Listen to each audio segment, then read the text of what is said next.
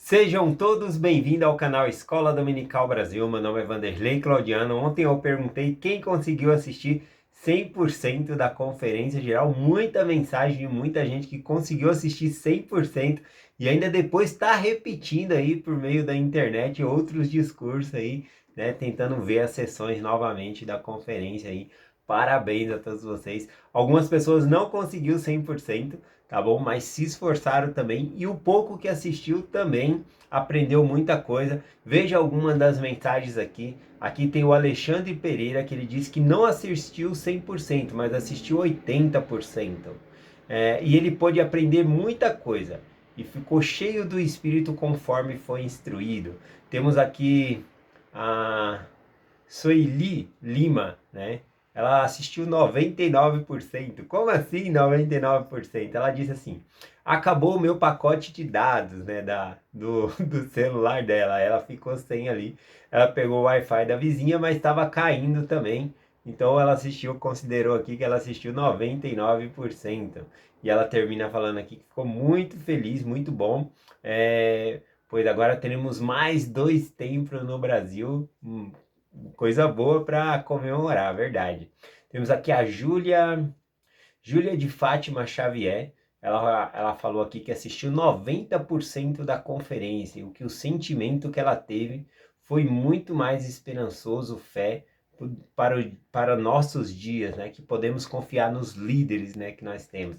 Muito bem também a mensagem dela. Temos aqui a Luciene. A Luciene, ela compartilhou aqui que ela assistiu toda a conferência com seus filhos.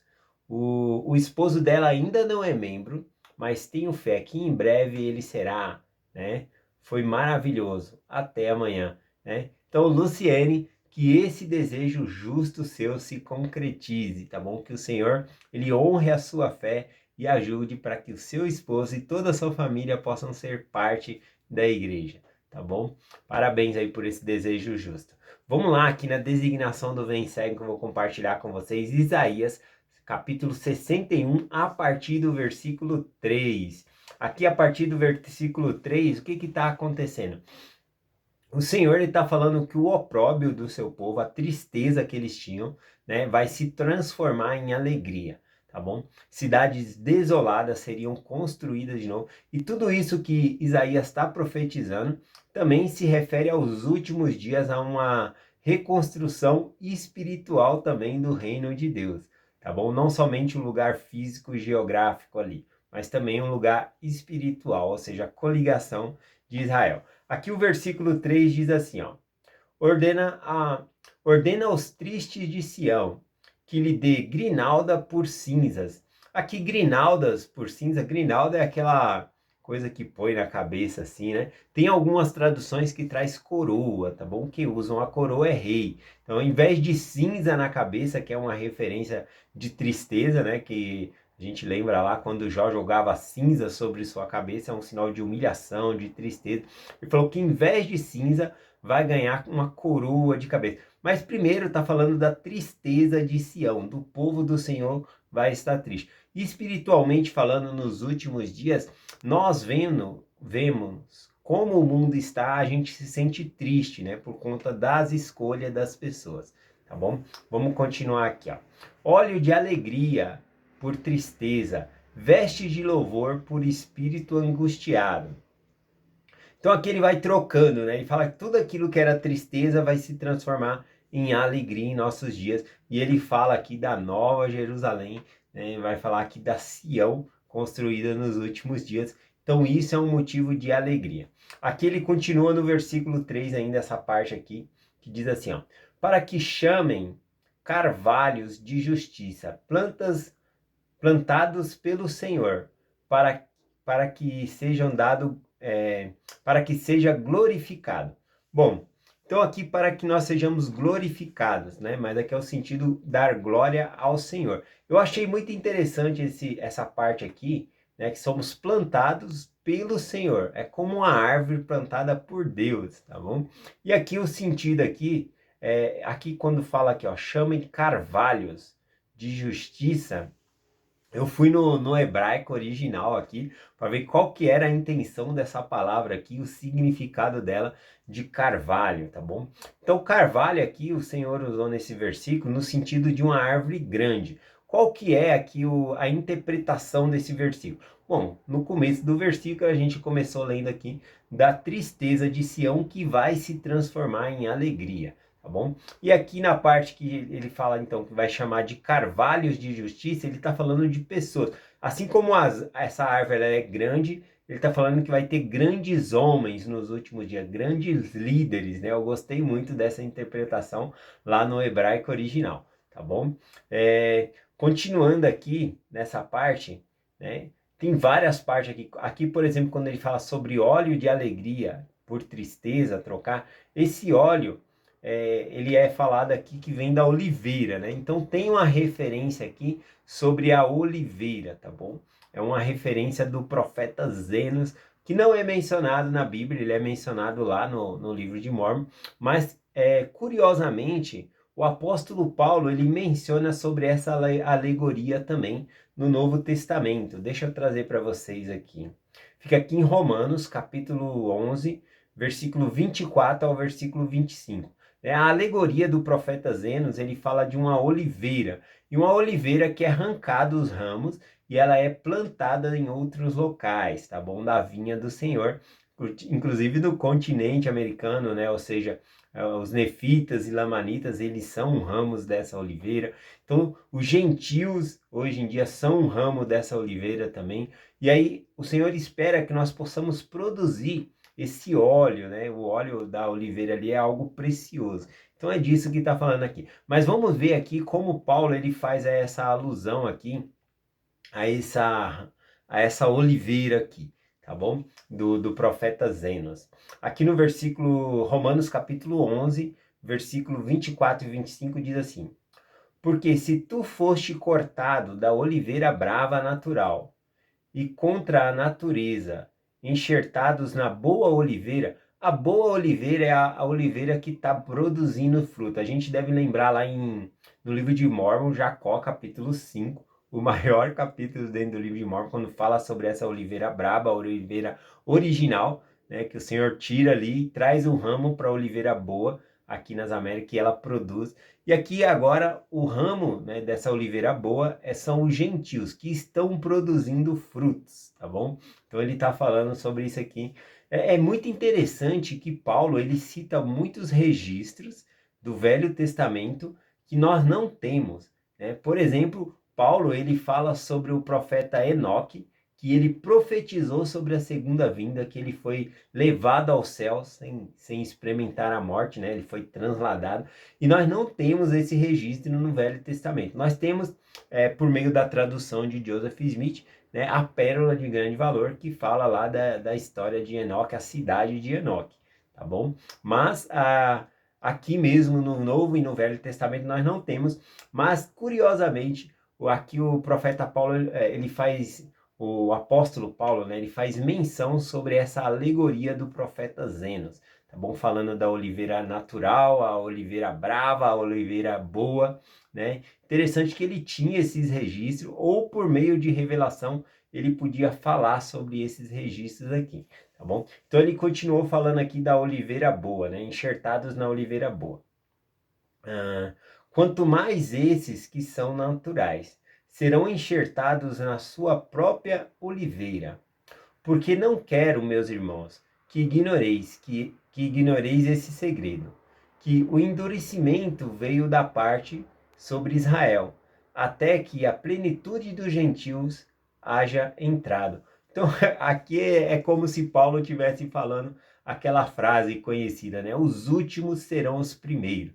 Os últimos a receberem o evangelho, os gentios, agora foram os primeiros a receber o evangelho. E eles vão levar esse evangelho novamente agora aos judeus, tá bom? Então é esse o significado aqui da oliveira. Eu gostei bastante dessa interpretação aqui. Do versículo aqui em Isaías 61, do versículo 4 ao versículo 6 aqui, ele vai descrever sobre as cidades, né, dos templos que foram destruídos e são construídos novamente, cidades, né, que estavam em ruínas e foram construídas novamente. Para a nossa época, espiritualmente falando, seria com a perda do evangelho por causa das apostasias de épocas passadas, agora a plenitude do evangelho voltou em nossa época de novo.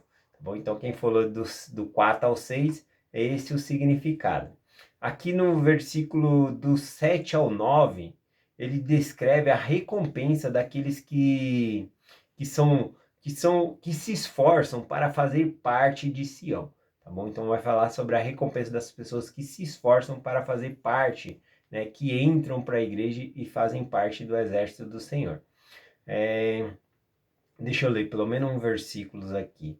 O versículo 8, né? O versículo 8 aqui, por exemplo, diz assim: porque eu, Senhor, amo o juízo e odeio a rapina do holocausto, e farei com que a obra seja em verdade, e farei um convênio eterno com eles.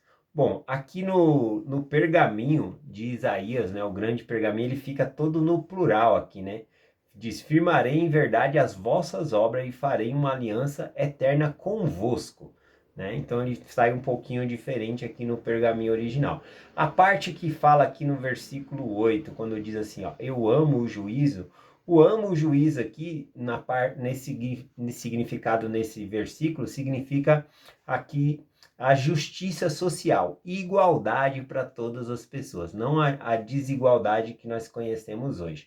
Tá bom? E a parte aqui que eu marquei também, que eu gostei, que fala aqui sobre rapinas do holocausto, né? O que é rapinas do holocausto? Quando eu li esse versículo aqui, eu lembrei de Abraão, né? Fazendo uma aliança com Deus, na verdade é chamado de cortar uma aliança com Deus, né? Eles dividiam os animais no meio ali, e aí quem fazia um convênio, né, passava pelo meio dos animais ali, e Abraão ele foi fazer, né, cortar essa aliança com Deus, e ele cortou os animais e ficou ali esperando o Senhor vir passar. E durante o dia ali, o que aconteceu? As aves de rapina, elas vinham para pegar os animais ali, atraídas, né, pelo cheiro dos animais mortos. E aí Abraão ficou da manhã até a tarde expulsando aquelas aves ali para elas não comer, porque eram aves que estavam roubando algo que era para ele fazer um convênio ali com o Senhor. Né? Então eu lembrei de... Aqui, quando diz aqui no sentido que o Senhor odeia a rapina do holocausto, rapina seria então roubar, né? Seria ofertar coisas roubadas ao Senhor. No significado aqui para nossos dias, significa aqui, ó.